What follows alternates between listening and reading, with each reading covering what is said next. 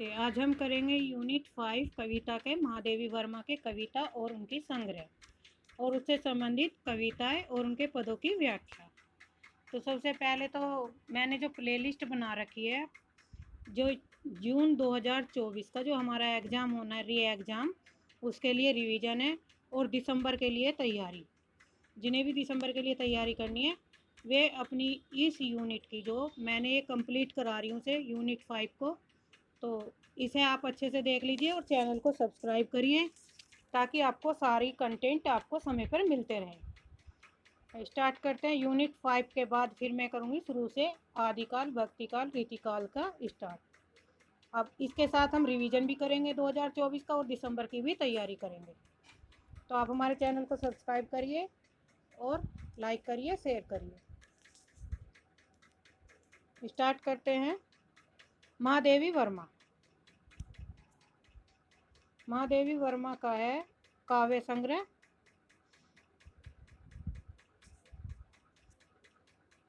Been Bihu में रागनी बिहू।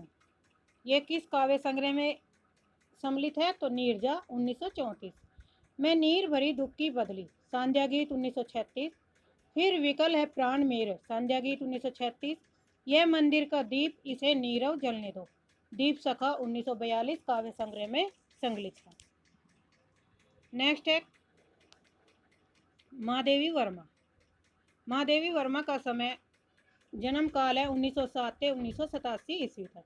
महादेवी वर्मा का जन्म 1907 ईस्वी में फरुखाबाद के एक कायस्थ परिवार में हुआ था। इनकी माता का नाम श्रीमती हेमरानी और पिता का नाम श्री गोविंद प्रसाद था। इनकी माँ धर्मपरायण थी।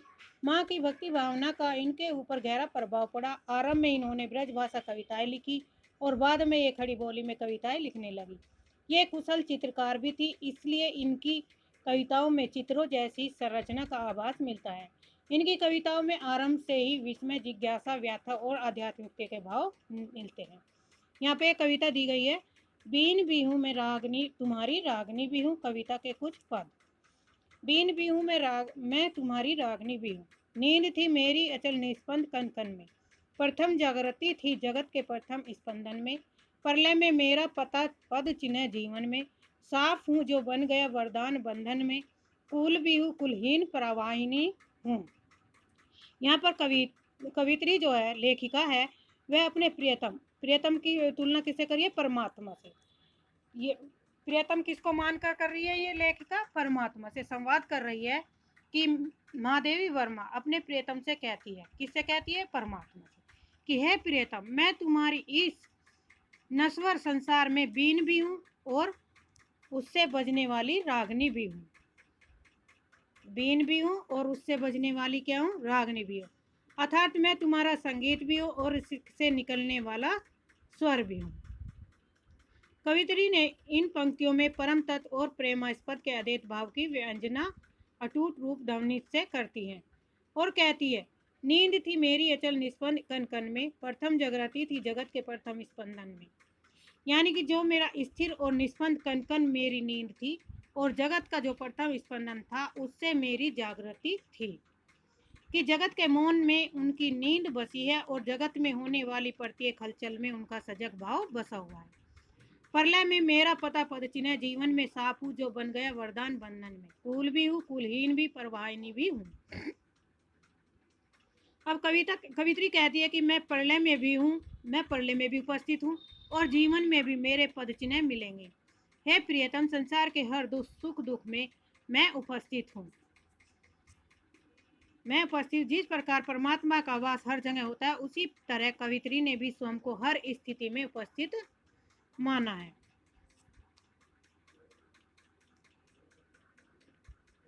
कवित्री आगे कहती है कि मैं वो सांप हूँ जो बंधन में बंधकर वरदान बन गई हूँ। मेरा संसार में एकाकी जीवन एक सांप की तरह था, लेकिन मैंने स्वयं को तुम्हारे बंधनों में बांधकर उसी सांप को अपने लिए वरदान बना लिया। यानी कि यह परमात्मा से कह रही है कि मेरे लिए ये जीवन क्या था? एक सांप था, लेकिन मैंने इसे अब आपके बंधन में बांध लिया, तो उस सांप को मैंने क्या कर लिया? वरदान बना लिया। मैं किनारा भी तो हूँ, पर किनारों को तोड़कर बहने वाली मैं नदी भी हूँ। यदि मैंने संसार के बहुत से मोह माया के बंधनों को स्वयं में नियंत्रण किया, तो मैंने उस नियंत्रण को अपने जीवन में बाधक बनते देख तोड़ दिया, जिनके कारण तुम्हारे और मेरे प्रेम के बीच में अवरोधक बने थे। तो ईश्वर के प्रति और कवित्री के बीच में जो बाधक थे वो मोह माया थे, बंधन थे, तो उन सबको उसने क्या किया, तोड़ दिया। इन पंक्तियों में विरोधाभास अलंकार, पुनराक्ति, प्रकाश अलंकार का प्रयोग हुआ है। नयन में जिसके जलद व त्रसित चालक हूँ, सलभ जिसके प्राण में वे ठिठुर दीपक हूँ, फूल को उन पर मैं छिपाए विकल बुलबुल हूँ, एक हो कर दूर तन से छा व चल हूँ, दूर तुमसे हूँ अखंड सुहागनी भी हूँ।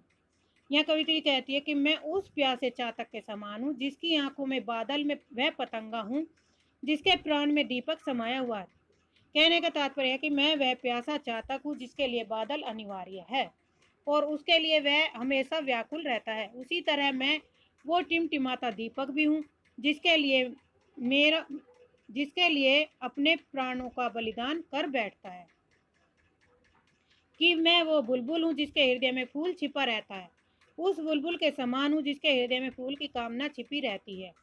कि मैं वो शरीर भी हूँ जिसकी परछाई एक होने के बावजूद दूर दूर रहती है। कहने का तात्पर्य, जिस प्रकार परछाई और शरीर एक होते हुए भी दूर होते हैं और चलायमान रहते हैं, उसी प्रकार हे प्रियतम, आप और मैं पास होते हुए भी दूर हैं। कवित्री कहते, भले ही मैं तुमसे कितनी ही दूर हूँ, परंतु हे प्रियतम, मैं अखंड सुहागनी भी हूँ। मैंने स्वयं को आपके लिए समर्पित कर दिया, इसलिए मैं अब अखंड सौभाग्यवती हो चुकी। क्योंकि हे प्रियतम, आप अजर अमर और अनश्वर हैं, इसलिए मेरा सुहागिन कोई तो अमर ही है। विरोधाभास अलंकार का प्रयोग किया गया। मैं नीर भरी दुख की बदली कविता का सारांश। कविता में महादेवी वर्मा ने अपनी तुलना बदली से करते, बदली मतलब बादल से, कहा कि मेरा जीवन हर समय दुख की बदलियों से घिरा रहता है। जिस प्रकार बदली में पानी भरा होता है, उसी तरह महादेवी की आंखों में सदैव दुख के जल से भरी हुई होती है। जैसे बदली के बरसने से संसार को सुख मिलता है, उसी तरह महादेवी की आंखों से गिरते हुए आंसुओं को देखकर लोगों को सुख मिलता है। जिस तरह रिमझिम बरसते बादलों से संगीत झरता है और लोगों के मन में वह अपने तार जोड़ लेता है। हालांकि बदली अपने पीछे कोई चरण चिन्ह नहीं छोड़ती, किंतु गर्मी से परेशान जब संसार को उसकी याद आती है तो उसे एक शांति सी मिलती है और निराश मन से उत्साह से भर जाता है। उसी तरह व्यक्ति के इस संसार से चले जाने पर उसका कोई निशान शेष नहीं रहता, परंतु उसकी यादें लोगों को सदैव उत्प्रेरित करती हैं। अंत में महादेवी कहती कि बदली इस खुले आकाश में जहाँ चाहे छा सकती है, परंतु फिर भी कोई कोना उसका नहीं हो पाता और उसे आकाश छोड़कर जाना पड़ता है। उसी तरह उनको भी एक दिन यह संसार छोड़कर जाना होगा। मैं नीर भरी दुख की बदली के कुछ पदों की व्याख्या। मैं नीर भरी दुख की बदली, स्पंदन में चिर निस्पंद बस क्रंदन में आहत विश्व हंसा, नयनों में दीपक से जलते पलकों में निर्झरनी मछली।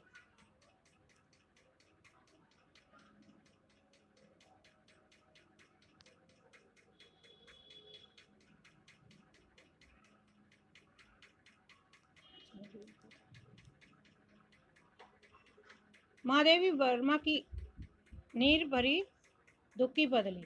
महादेवी वर्मा कहते कि जिस प्रकार बदली में जल भरा रहता है, उसी तरह मेरे जीवन की बदलियों में दुख भरा हुआ है।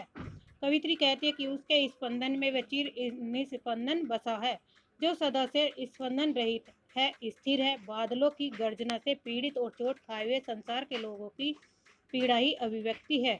ऐसा लगता है यह गर्जन किसी को पीड़ा के स्वर नहीं, बल्कि कोई जोर से हंस रहा हो, परंतु यह वास्तव में किसी एक प्रेमी का रुदन या क्रदन नहीं है। पलकों से आंसू किसी नदी के समान बहने को तैयार रहते हैं। कवित्री अपने विरह वेदना को आंसुओं के रूप में प्रभावित करना चाहती है, ठीक उसी तरह जैसे बदली अपने आप से जल के कणों को बहाना चाहती है।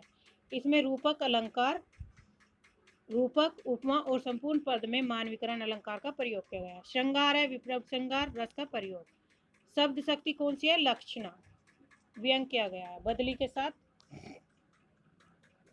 मेरा पग पग संगीत भरा, श्वासों में स्वप्न पराग झरा, नव के नव रंग बुनते दुकुल, छाया में मलय बयार पली, मैं क्षितिज भ्रुकटी पर छिर धूमिल, चिंता का भार बनी अविरल, रजकन पर जलकन हो बरसी, नवजीवन अंकुर बनो निकले। कवित्री आगे कहती है कि मुझे नीर भरी बदली के पग पग, यानी कि पग पग पर संगीत भरा हुआ है, हर कदम पर। पग पग का मतलब हर कदम पर संगीत भरा हुआ है। यह संगीत बिजली की कड़क या बादल के गर्जन के रूप में हो सकता है। बादलों के साथ चलने वाली हवाएं उसकी सांसें, जिनसे स्वप्न पराग झड़ता है। बादलों से लोगों के सपने जुड़े हैं, जो बादलों के उमड़ने घुमड़ने में झड़ता है। नव रंगों से युक्त इंद्रधनुषी चमक ही मानो बादलों के रंग भरे कपड़े हैं। बादलों की छाया में मलय पवन आश्रय ग्रहण करती है, अतः जब बादल घुमड़ कर आते हैं तो वे अपने साथ शीतल सुगंधित हवा को भी लाते हैं। कहने का तात्पर्य कि महादेवी वर्मा को अपने प्रियतम की यादें ही मलय पर्वत से आने वाली शीतल सुगंधित वायु की प्रतीत होती है। कविता आती कहती है कि धुएं समान बादल जब क्षितिज पर छा जाते हैं तो ऐसा लगता है मानो क्षितिज की भुवों पर चिंता की यह विरल भार बढ़ गया हो। जब मिट्टी के कणों पर जल की बूंदें बरसती हैं तो अंकुर के फूटने पर ऐसा लगता है मानो नवजीवन निकल आया हो।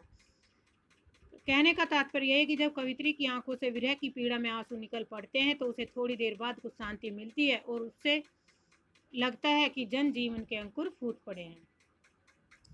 रूपक अलंकार, उपमा, पुनरुक्ति, प्रकाश अलंकारों का प्रयोग है। विफल श्रृंगार रस का प्रयोग किया गया है। पद को न मलिन करता आना, पद चिन्ह न दे जाता जाना। शुद्धि मेरे अगम की जग में, सुख की सिरहन हो अंत खिली। विस्तृत नभ का कोई कोना, मेरा न कभी अपना होना। परिचय इतना इतिहास यही है, उमड़ी कल थी मिट आज चली। नीर की बदली के रूप में कवित्री कहती है कि संसार में उसके आने से न तो मार्ग गंदा होता है और न कोई पद चिन्ह शेष रह जाता है, कि उसकी यादें सुख भरी है और उन विचारों से तन और मन सिहर जाता है। इतना विशाल आकाश है, लेकिन उसका कोई भी कोना मेरा नहीं हो सकता। यानी कि इतना बड़ा संसार होने पर भी उसका कोई कोना नहीं है। अर्थात मेरे भाग्य में यही लिखा है कि नभ का कोई भी कोना मेरा नहीं हो सकता। फिर भी मैं उमड़ती हूँ, घुमड़ती हूँ, बरस जाती हूँ। मेरा परिचय इतिहास केवल इतना ही है कि कुछ दिन पहले मैं उमड़ घुमड़ कर आसमान में छाई थी और आज मैं पूर्ण रूप से बरस कर मिट गई हूँ। कहने का तात्पर्य ये, कवित्री का इस संसार में कोई नहीं है और उसके संसार में होने न होने पर किसी को कोई फर्क नहीं पड़ता। रह जाती है तो केवल यादें, जिन्हें लोग याद करते और पुलकित होते हैं। कवित्री के भाग्य में केवल यही लिखा है कि कल वह संसार में आई थी और आज मिट गई है। दूसरी कविता है विकल है प्राण मेरे, कविता के पदों की व्याख्या। ये मोस्ट इम्पोर्टेंट है, जो दी गई पद हैं, या तो इनसे क्रम से पूछेंगे या ये पूछ लेंगे ये कविता किस लेखिका की है। फिर विकल है प्राण मेरे, तोड़ दो यह क्षितिज में भी देख लूं उस ओर क्या। जा रहे जिस पंथ से युग कल्प उसका छोर क्या। क्यों मुझे प्राचीर बनकर आज मेरे श्वासों में घेर। महादेव जी कहती है, प्रियतम आज मेरे प्राण अत्यधिक व्याकुल हो रहे हैं। मैं आज यह देखने के लिए व्यग्र हूँ कि क्षितिज के उस पार क्या है। अतः प्रियतम क्षितिज को तोड़कर मुझे उस पार का दृश्य दिखा दीजिए। युग और कल्प जिस मार्ग से जा रहे हैं उसका पर्यवसान कहाँ है। आज मेरी श्वासें ही मेरे लिए दीवार बन गई हैं। इन्हीं के कारण मैं अपनी इन जिज्ञासाओं का समाधान कर पाने में असमर्थ पा रही हूँ।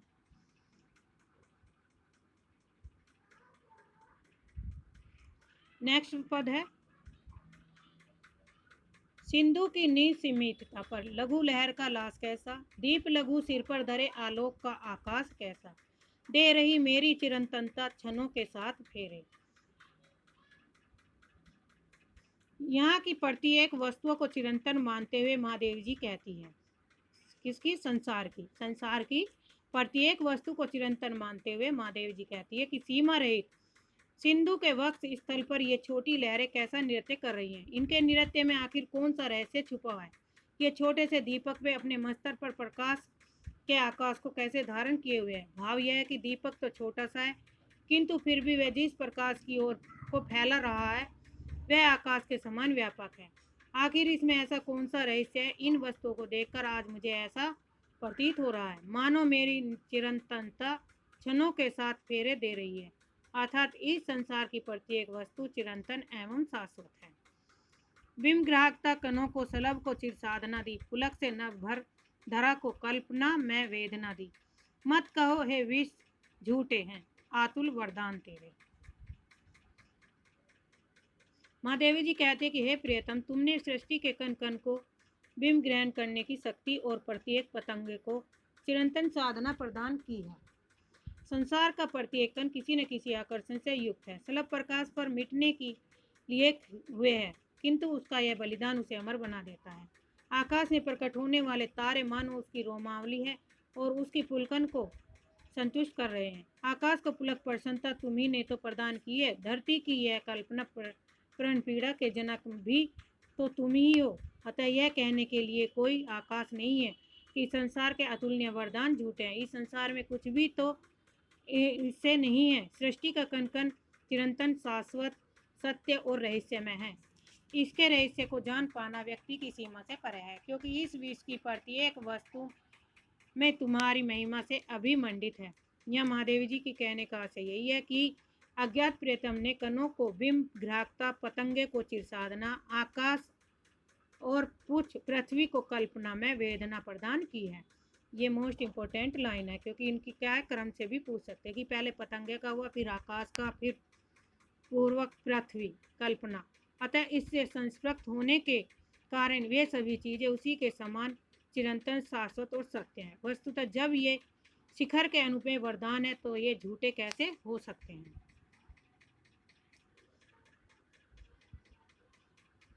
नेक्स्ट पंक्ति है इसकी, नभ डूबा पाया ने अपनी बाढ़ में भी क्षुद्र तारे, ढूंढने करुणा मृदुल धन, चीर कर तूफान हारे, अंत के तम में बुझे क्यों आधी के अरमान मेरे। सृष्टि के कण कण में चिरंतनता का अवलोकन करने के अपने जीवन दर्शन को व्यक्त करते महादेव जी कहती है कि आकाश अपनी बाढ़ और अपने अनंत विस्तार में लघु नक्षत्रों का अस्तित्वहीन न कर सका। तारों की सतह उनका अस्तित्व स्पष्ट आकाश में परिलक्षित होता है। वे स्वतः सिद्ध हैं कि वे चिरंतन हैं। तूफान कोमल बादलों के वक्ष स्थल को करुणा ढूंढने के लिए निरंतर चीरते रहे, किंतु वे उसके अस्तित्व को समाप्त न कर सके। तब भला मेरे जन्म के साथ जुड़ी इच्छाएं मृत्यु के अंधकार में कैसे विलीन हो सकती है। अर्थात उन इच्छाओं और कामनाओं का भी मृत्यु के अंधकार में विलय नहीं होगा। भाव यह है कि भारतीय दर्शन के अनुसार व्यक्ति अपनी अतृप्त इच्छाओं की पूर्ति अपने दूसरे जन्म से करता है, और जब तक उसकी संपूर्ण कामनाएं पूर्ण नहीं हो जाती तब तक उसे जन्म मृत्यु के बंधन में बंधना पड़ता है। यह मंदिर का दीप, इसे नीरव जलने दो। या आप वीडियो को देख के इसका सारांश पढ़ लें। यह मंदिर का दीप, इसे नीरव जलने दो। कुछ पद हैं इसमें। यह मंदिर का दीप, इसे नीरव जलने दो। रजत शंख घड़ियाल, स्वर्ण वंशी वीणा स्वर, गए आरती वेला को सत सत लय से भर। जब तक कल कंठों का मेला, विरह से उपल तिमिर था खेला। अब मंदिर में इष्ट अकेला, इसे अजीर का शून्य गलाने को गलने दो। कवित्री कहती है कि मैंने अपने प्राण रूपी दीपक को अपने इस संसार शरीर रूपी मंदिर में अपने प्रियतम परमात्मा की आराधना के लिए उसके सम्मुख जलाकर रख दिया। मेरे इस दीपक को शांति के साथ जलने दो। मेरे मन मंदिर में कोई भी किसी प्रकार की हलचल उत्पन्न कर उसकी लौ को प्रकंपित न करे, वरन निश्चल और शांत रूप से उसे जलने दिया जाए। मेरे इस साधनारत जीवन में आने वाले विविध भाव उन मधुर ध्वनियों के समान है जो आरती के समय शंख, घड़ियाल, वंशी, वीणा, इन चारों शब्दों का क्रम भी पूछा जा सकता है। सबसे पहले क्या है? शंख, दूसरे नंबर पर घड़ियाल, तीसरे पर वंशी और चौथे पर वीणा। तो इस तरह से आपको इन्हें बना के अपने नोट्स बनाने और रिवीजन करना है। ठीक है, जो जो ऐसे शब्द आ रहे हैं उनका क्रम से लिख लो और उन्हें याद कर लो इस तरह से, क्योंकि एग्जामिनर का कुछ पता नहीं हो कहाँ से कब क्वेश्चन पूछ ले। और पैटर्न अब क्या आएगा, पेपर टफ आएगा आपकी बार, इजी तो पूछेंगे नहीं। तो निश्चित स्वरों से मंदिर के आंगन को दिन के में कई बार गुंजरित कर देते हैं। जिस प्रकार आरती के समय इन वाद्य यंत्रों से निश्चित होने वाली ध्वनियां मंदिर में विविध स्वर भर देती हैं, उसी प्रकार प्राण मंदिर में आरती के समय अनेक भाव ध्वनियों की गर्जना हो जाती है। जिस समय इस मंदिर में अनेक भाव रूपी भक्त मधुर स्वरों से अपनी भक्ति से परिपूर्ण स्वरों से स्तुति पाठ कर रहे थे, उसी समय मेरे प्राणों की तपस्या को भंग करने के लिए मेरे सामने सर्वत्र विरहांधकार छा गया और ओलों के रूप में दुखों ने आकर मेरे ऊपर वर्षा की, किंतु मेरे प्राण रूपी दीपक ने मुझे बचने का सही स्थान दिखा दिया, जिससे मेरी साधना भंग होते होते बच गई। अब मेरे इस देह रूपी मंदिर में प्राण रूपी दीपक को अपने स्वरूप को गलाते हुए संसार रूपी आंगन में इसका अंधकार दूर करने के लिए निर्विकार तथा शांत भाव से जलने दो, अर्थात मेरे इस प्राण की साधना में किसी प्रकार का विघ्न उपस्थित मत करो। नेक्स्ट पंक्ति है, झंझा है दिन भ्रांत रात की मूर्छा गहरी, आज पुजारी बने ज्योति का वे लघु प्रहरी। जब तक लौटे दिन की हलचल तब तक यह जगेगा प्रतिफल, रेखाओं में भर आभा जल धूत दूत सांझ को इसे प्रभाती तक चलने दो। माँ देवी कहती हैं कि आंधियों के कारण दिशाएं भ्रमित हो रही हैं। रात के गहन अंधकार में एक मूर्छा होने जैसी नीरवता छाई हुई है। ऐसी स्थिति में हे प्रियतम, ये मेरा जीवन रूपी दीप पुजारी बनकर इस मंदिर का लघुतम पहरेदार बन गया। जब तक दिन निकलेगा और संसार में हलचल होगी तब तक यह दीप यूं ही जलता रहेगा। अपनी रेखाओं में प्रकाश का जल भरकर अर्थात अपने प्राणों में क्रांति भरकर यह जीवन दीप यूं ही जलता रहेगा और मेरा यह जीवन उस दूत के समान जो अपने स्वामी का संदेश लाया, परंतु वे मेरे प्रियतम अभी उपस्थित नहीं हुए। नेक्स्ट कवि है अयोध्या सिंह उपाध्याय हरिओद। ये द्विवेदी युग के कवि हैं। द्विवेदी युग के कवि अयोध्या सिंह उपाध्याय हरिओद। इनका जन्म 1865 से 1947 ईस्वी में हुआ और निजामाबाद जिला आजमगढ़ में सन 1865 में हुआ था। किसका? हरिओद जी का। हरिओद जी ने ब्रज भाषा और खड़ी बोली दोनों में रचनाएं की। इनके काव्य एक और सरल और हिंदी का निरलंकार सौंदर्य है तो दूसरी और संस्कृत की अलंकारिक समझ पदावली छटा का विराजन है। हरिओद जी ने वर्णात्मक शैली का प्रयोग किया तो कहीं चित्रात्मक, कहीं वर्णात्मक और कहीं चित्रात्मक। द्विवेदी युगीन कर्कशता वाली भाषा का सरलता से संचार किया। हिंदी में उन्हें कवि सम्राट के रूप में भी याद किया जाता है। तो क्वेश्चन यही बनेगा, कवि सम्राट किस कवि को कहा जाता है? हरिओद उपाध्याय हरिओद जी को। हरिओद जी ने हिंदी साहित्य सम्मेलन के सभापति बनकर सम्मान प्राप्त किया। हरिओद जी के नाटक है प्रद्युम्न विजय 1893, रुक्मणी परिणय 1894। दो नाटक दिए। उपन्यास है ठेठ हिंदी का ठाठ 1899, अधकिला फूल 1907। दो उपन्यास है, दो नाटक है इनके। रचना काव्य प्रिय प्रवास 1914 ईस्वी में, खड़ी बोली में पहला महाकाव्य इनका। चुभते चुभते 1932, वैदेही वनवास 1940, प्रेम पुष्पहार, रस कलश, हरिओद, ग्राम गीत, श्रीण कृष्ण शतप, पदम परशुन 1925, चोखे चोपदे 1932, प्रेम प्रमंच, उद्बोधन, बोलचाल, मर्मस्पर्श, पुष्पविनोद। अब इनके हैं पद, ये भी इम्पोर्टेंट है, वेरी वेरी इम्पोर्टेंट है। दिवस का अवसान समीप था, गगन था कुछ लोहित हो चला, तरु शिखा पर थी अब राजती कमलनी कुल वल्लम की प्रभा।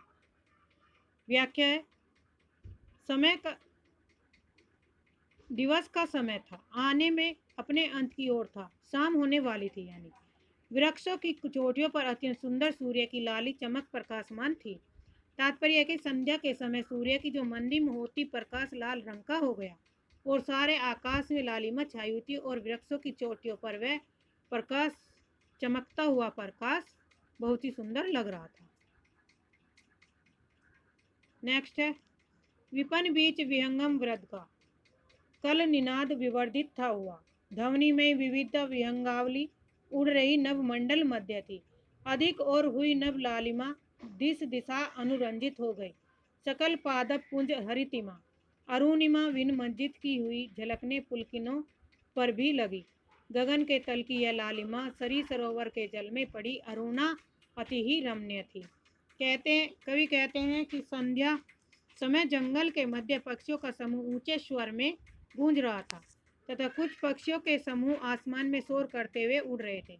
आसमान की लालिमा बढ़ गई अर्थात सांझ ढलने को हुई तो ऐसा प्रतीत हुआ मानो दसों दिशाओं में प्रसन्न हो रही हो, सभी हरे भरे वृक्ष लाल हो रंग में होते हुए प्रतीत होने लगे। नदी के किनारों की गीली भूमि, उनके तटों पर यह लालिमा दिखाई देने लगी। जो लालिमा आसमान में दिखाई देती थी वो नदी के किनारों पर भी दृश्यमान थी। नदियां तथा तालाबों के लिए हुए जल भी बहुत सुंदर दिखाई दे रहे थे।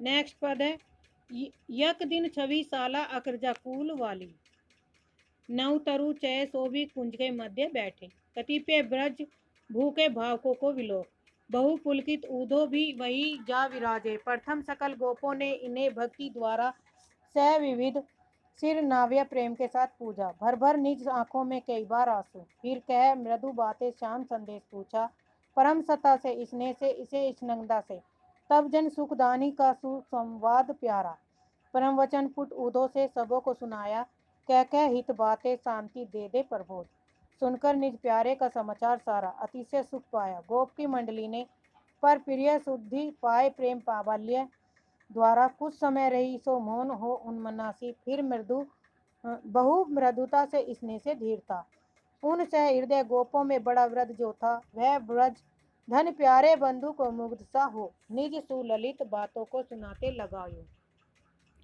व्याख्या है यहाँ से, एक दिन कुछ ब्रजवासी शोभायमान यमुना नदी के किनारे सुंदर उद्यान में बैठे थे। वहां बैठे ब्रज निवासियों को देखकर आनंदित हो उद्धव भी वहां आ गए। गोपों ने उद्धव को देखकर सबसे पहले उन्हें भक्ति पूर्वक सिर नवाया और बड़े प्रेम से उनकी पूजा की। आंखों में आंसू भरकर उन्होंने बड़े प्रेम से उद्धव से शाम के संदेश के विषय में पूछा। गोपी को सविनय बातें को सुनकर उद्धव ने सभी जनों को सुख देने वाले कृष्ण के संदेश को सुनाया। उद्धव ने यथार्थ ज्ञान की हित भरी बातें और उन्हें शांतिपूर्वक सुनाई। अपने प्यारे कृष्ण का समाचार सुनकर गोपी जनों ने काफी सुख प्राप्त किया, लेकिन प्रेम की प्रबलता के कारण अपने प्रिय कृष्ण के विषय में सुनकर सभी उद्गिन से होकर थोड़ी देर चुप रहे और फिर धैर्य पूर्वक स्नेह भरी कोमल वाणी से उन सहृदय गोपों में से एक, जो अत्यंत बूढ़ा था, मुग्ध होकर सुंदर बातों को उद्धव को सुनाने लगा। इसमें रूपक और उपमा अलंकार है। छंद कौन सा है? मालनी। तो ये हमारे पद खत्म हुए।